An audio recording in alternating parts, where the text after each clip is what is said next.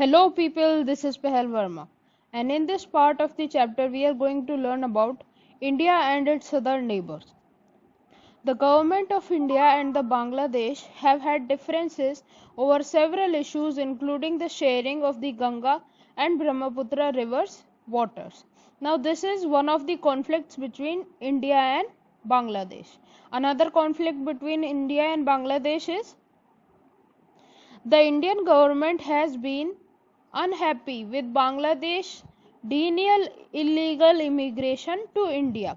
Its support for anti-Islamic fundamentalist groups, Bangladesh's refusal to allow Indian troops to move through its territory to northeastern India, and also its decision not to export natural gas to India or allow Myanmar to do so through Bangladeshi territory. Now here are so many views of incorporation, that is conflict between India and Bangladesh. These are: number one, the Indian government has been unhappy with Bangladesh's illegal immigration to India. Number two, its support for anti-Indian Islamic fundamentalist groups. Number three, Bangladesh's refusal to allow Indian troops to move through its territory to northeastern India. And number four, its decision not to export natural gas to India or allow Myanmar to do so through Bangladeshi territory. Now till now we have seen 5 areas of conflict. Another area of conflict is Bangladeshi governments have felt that the Indian government behaves like a regional bully over the sharing of river waters, encouraging rebellion in the Chittagong hill tracts, trying to extract its natural gas, and being unfair in trade. This is another area of conflict. The two countries have not succeeded in resolving their boundary disputes. Now comes cooperation. Despite their differences, India and Bangladesh do cooperate on issues. Economic relations have improved and considerably in the last 10 years. Now this is the first point of cooperation. Second point is Bangladesh is a part of India's Look East policy that wants to link up with Southeast Asia via Myanmar. Now third point of cooperation is on disaster management and environmental issues. The two states have cooperated regularly. I hope you all are understanding these sentences because these are very easy to understand. The third point of cooperation is efforts are on broaden the areas of cooperation further by identifying common threats and being more sensitive to each other's needs. Now these were the 3 points of cooperation, and earlier we read about the conflicts. Next up is Nepal and India. For Nepal and India, I have marked them with blue and again red. So Nepal and India enjoy a very special relationship that has very few parallels in the world. A treaty between the two countries allows the citizens of the two countries to travel to and work in the other country without visas and passports. Now this is a point of cooperation. So for cooperation I have highlighted them with blue, and for conflict I have highlighted them with red. So another conflict between the two countries is, despite this special relationship, the governments of two countries have had trade related disputes in the past. The Indian government has often expressed displeasure at the warm relationship between Nepal and China. Now these were the 2 points. Number one, the government of the two countries have had trade related disputes. Number two, the Indian government have often expressed displeasure at the warm relationship between Nepal and China. Number 3, Indian security agencies see the Maoist movement in Nepal as a growing security threat, given the rise of Naxalite groups in various Indian states from Bihar in the north to Andhra Pradesh in the south. Now we are going to read about this in detail in the next part of the book. So till now we have read 3 points of conflicts between India and Nepal.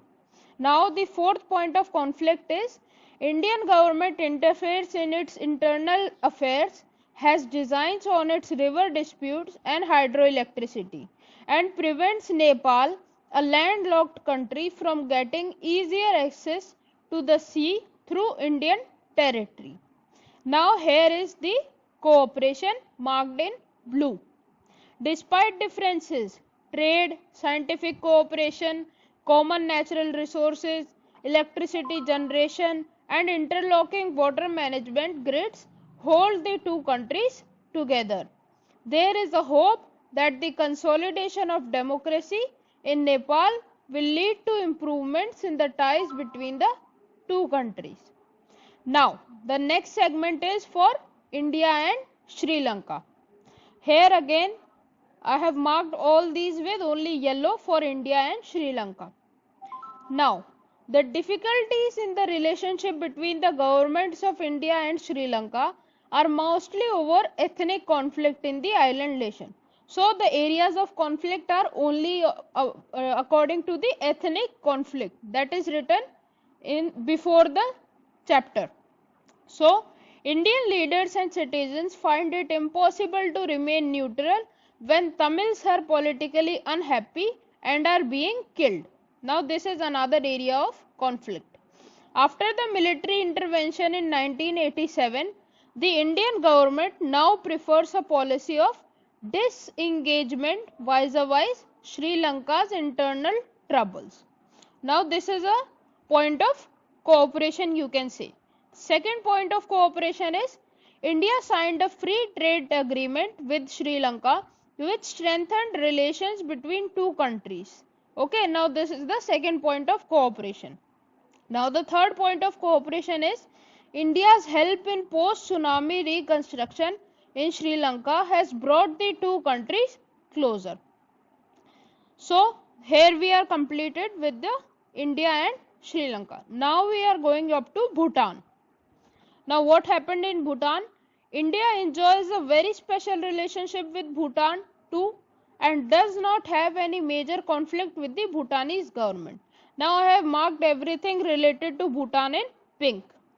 The efforts made by the Bhutanese monarch to weed out the guerrillas and militants from northeastern India that operate in his country have been helpful to India. India is involved in big hydroelectric projects in Bhutan and remains the Himalayan kingdom's biggest source of development aid. Now this is also clear that there are only 3 or 2 points of cooperation between India and Bhutan. There are no conflicts between India and Bhutan. Next comes Maldives. Now India's ties with Maldives remain warm and cordial. That means they have no conflict. In November 1988, when some Tamil mercenaries from Sri Lanka attacked the Maldives, the Indian Air Force and Navy reacted quickly to the Maldives' request to help stop the invasion. India has also contributed towards the island's economic development, tourism and fisheries. Okay. So these are the points of cooperation between India and Maldives. I have demarcated them, you can easily read them. Now, what comes next? You may have noticed that India has various problems with its smaller neighbors in the region. Okay, now we are going up to SAARC. That is the solution to all these problems. Given its size and power, they are bound to be suspicious of India's intentions. India is a very large country in the South Asia. All other countries are very small according to area. So, the other countries are bound to be suspicious to India's intentions. The Indian government, on the other hand, often feels exploited by its neighbors. But on the other hand, Indian government feels exploited by the other neighboring countries. It does not like the political instability in these countries, fearing it can help outside powers to gain influence. Now this statement is very true, that it does not like the political instability. Whenever there is political instability in the country or outside the country, it is a clear threat to war and destruction. Now, the next point is the smaller countries fear that India wants to be a regionally dominant power. Now, what are the views of the smaller countries?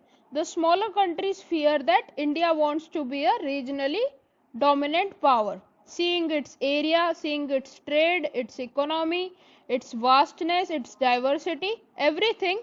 The smaller countries fear that India wants to be a regionally dominant power. Now, this paragraph I have not marked it, it's not that important. You can read that by your own. So, what they did was for peace and cooperation. Do the states of South Asia cooperate with each other, or do they only keep fighting with each other? This is a question which every one of you must have thought. So, in spite of many conflicts, the states of South Asia recognize the importance of cooperation and friendly relationship among themselves.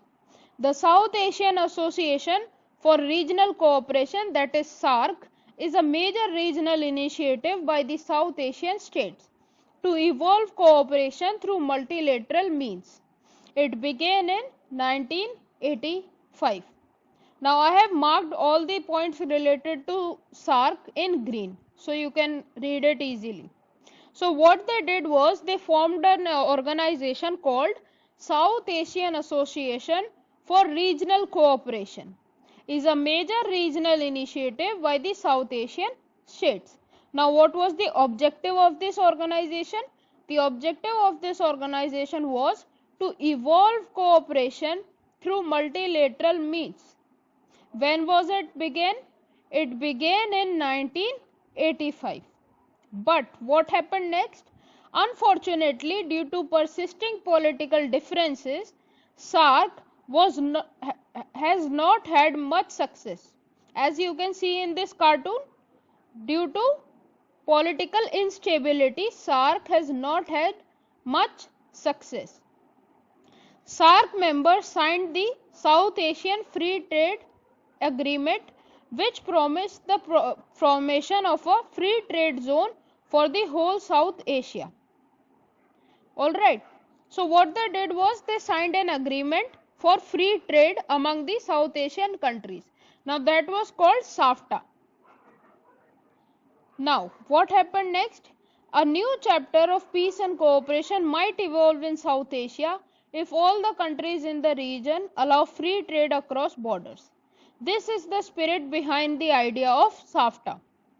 The agreement was signed in 2004 and came into effect in 1st January 2006. This is very easy to understand, very simple sentences, you can read them all by yourself.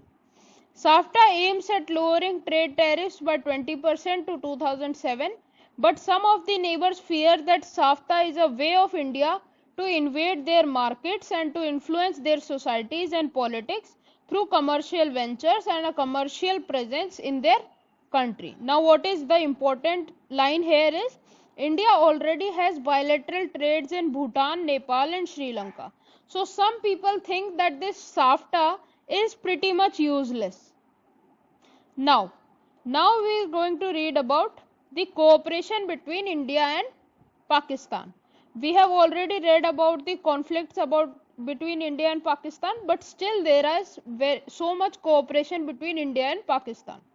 So the first point is, the two countries have agreed to undertake confidence building measures to reduce the risk of war. This is the first point. Second point, social activists and prominent personalities have collaborated to create an atmosphere of friendship among the people of both countries. Third point, leaders have met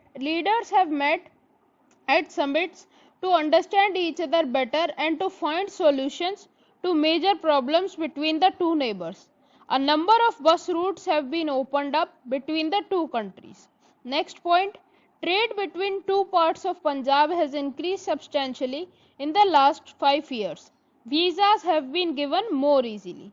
Now guys, these points are really important. I have written my answers like this only in class 12th and I have scored 96.25% in class 12th.